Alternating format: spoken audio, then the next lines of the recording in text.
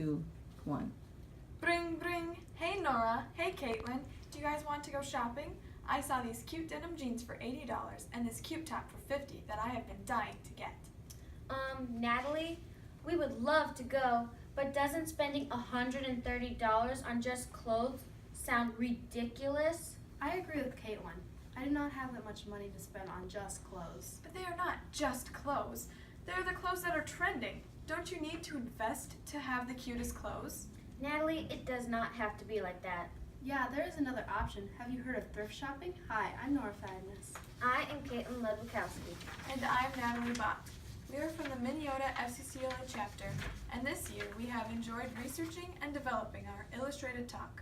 Our project relates to the 6th FCCLA purpose, which is to provide opportunities for making decisions and for assuming responsibilities, and lines up with the national program Financial Fitness. We found the FCCLA planning process very helpful in planning and organizing our project. The first step in the planning process was to identify a concern. We identified a concern about the spending habits of teens and the rather high prices teens pay to have the latest fashions. Are we, as teens, fully aware of how much money we spend each year on clothing, and are we getting the best value for our dollar? How many teens have a clothing budget? If teenagers started shopping for their favorite fashions at thrift stores, what could they do with the money that they save? The next step in our process was to set a goal, to understand the spending habits and shopping trends of teenagers, and to identify ways to be a thrifty clothes shopper. So we formed a plan to conduct research on spending habits and wardrobe planning, to price compare clothes, and to share what we have learned with others. Finding statistics on what teenagers spend on money can be difficult, and the results can vary depending on the specifics of the study. But there are several organizations that take surveys on what teens buy with their money. According to a 2016 Piper Jaffray report, Taking Stock with Teens, teen spending habits include using 20% of their income on clothing. Teenagers, according to another study done by Teenage Research Unlimited and published by the National Consumer League, spend $104 a week total. This adds up to a yearly total of $5,408. However, it is proven that teens are now spending less in general. Teens are typically becoming more money savvy and investing into their futures. About 40% of teens have a budget for their spending. Of course, females spend more on their appearance than males, but this is where thrift stores come into play. There are new trends that are popular among teenagers these days. These trends make thrift shopping an even bigger option. In Teen Vogue magazine, they advertise what will be trending throughout 2019. Looking through their list, it was not hard to find classic looks from the 1980s and 90s, such as cargo pants, animal print, suit styles, puffed sleeves, padded shoulders, and even oversized coats. Because these styles of the past are making comebacks, thrift shopping may be your best option to stay up with the trends. People have been piling their old clothes into thrift stores for years thinking they would never be back in style. As shown in our graphs, there is growth in thrift shopping with the 71% of people who plan to spend more on resale, and the statistics that 1 in 3 women shopped resale last year. But luckily for us, because those thrift stores give us the option to have fashion for cheaper.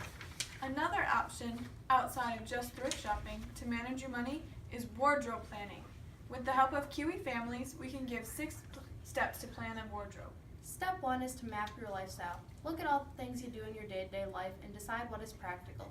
For example, if you have an active athletic life, you may need a bit more closet space for gym wear. Step 2 is to create your own dress code. This does not mean restricting what you can and cannot wear, but rather what look or impression you want to convey. Step 3 is to proportion your dress code. This means to look through and see how much of each of your dress codes you have. It is a way of looking at how much you spend your time wearing each. Step 4 is looking at your key looks. In this step, you look at the colors in your closet and see which colors can be put together or see which colors really do not work. Step 5 is capsule.